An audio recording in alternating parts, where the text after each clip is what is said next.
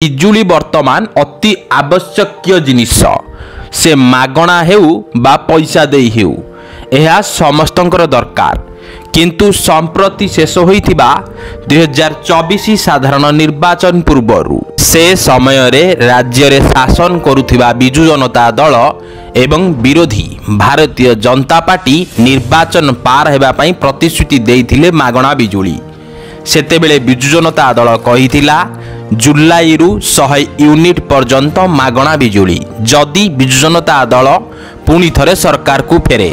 ठीक से ही समय रे भारतीय जनता पार्टी तरफरु मध्य कुहा जाइथिला ए कथा समस्ते जानिचंती 300 यूनिट पर्यंत मागणा बिजुलीर व्यवस्था किंतु निर्वाचन परे यह धुआंबाण। तेबे राज्य रे बिजुली समस्या नहीं सांप्रतिक स्थिति उपरे आलोचना करिवा पई आम सहित अछंती विशेषज्ञ दीपक कुमार नायक। विगत दिन रे शासन करुथिबा बिजु जनता दल 100 यूनिट बिजुली मागणा देबे बोली निर्वाचन इस्ताहार रे कहिथिले एवं तत्कालीन शासन करुथिबा भारतीय जनता पार्टी 300 यूनिट बिजुली मागणा देबे बोली निर्वाचन इस्ताहार रे घोषणा करिथिले किंतु सांप्रतिक परिस्थिति रे 100 दिन रो शासन सरिला परे भारतीय जनता पार्टी देइथिबा तार प्रतिश्रुति धुआंबाण बोली संप्रति रे आलोचना हेउछि।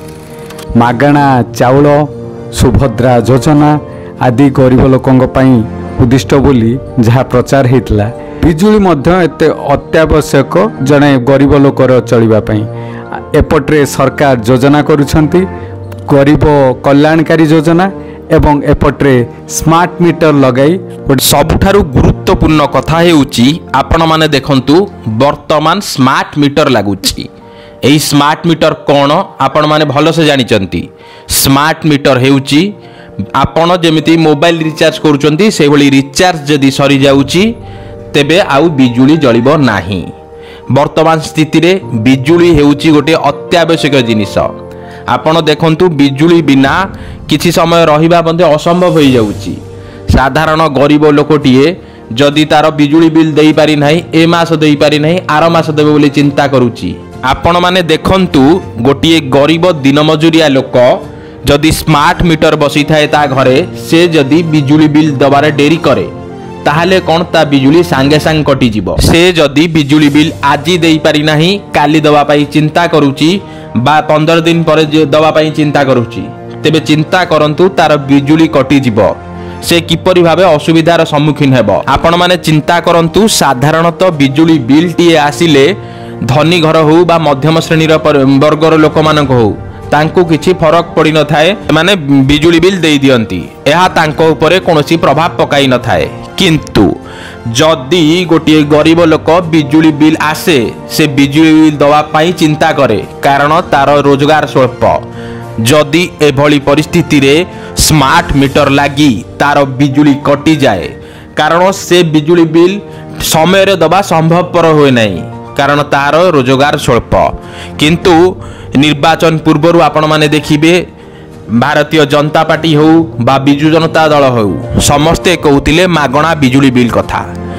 एहा कहिबार कारण से माने मध्य जानिचंती समस्ते जानिचंती बिजुली हेउची अति आवश्यक जिनिस। एही पाई साधारण लोक बा गरीब लोकटिए हैरान हेउची बिजुली बिल दवा पाई।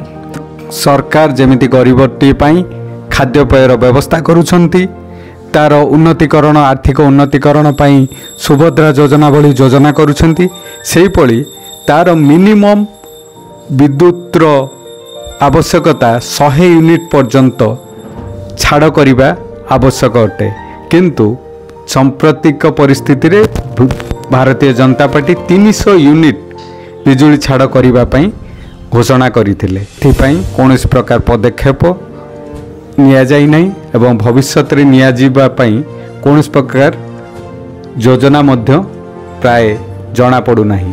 तेणु यह आगकू एक बड़ समस्या रे परिणत हेबो। गरीब लोकटिए बिजुली पाइबारु वंचित हेबो कारण तार आर्थिक स्वावलंबिता नाही जे कि प्रत्येक मास समय समय रे बिजुली दिया बिल दे परिबो देय पैठ करि परिबो एवं तार स्मार्ट मीटर लगिबा द्वारा ବିଜୁଳି ବ୍ୟବସ୍ଥାରୁ ସେ ବଞ୍ଚିତ ହେବ ବୋଲି ଆଶା କରାଯାଉଛି। ତେଣୁ ସରକାର ଏ ପରିପ୍ରେକ୍ଷୀରେ ତାଙ୍କର ନିର୍ବାଚନୀ ଇସ୍ତାହାରକୁ ବଜାୟ ରଖିବା ପାଇଁ ଆବଶ୍ୟକ ସ୍ଥଳେ ମିନିମମ୍ 100 ୟୁନିଟ୍ ବିଜୁଳି ମାଗଣାରେ ଦେବାର ବ୍ୟବସ୍ଥା କଲେ ସାଧାରଣ ଲୋକମାନେ ଏଥିରେ ଉପକୃତ ହେବେ।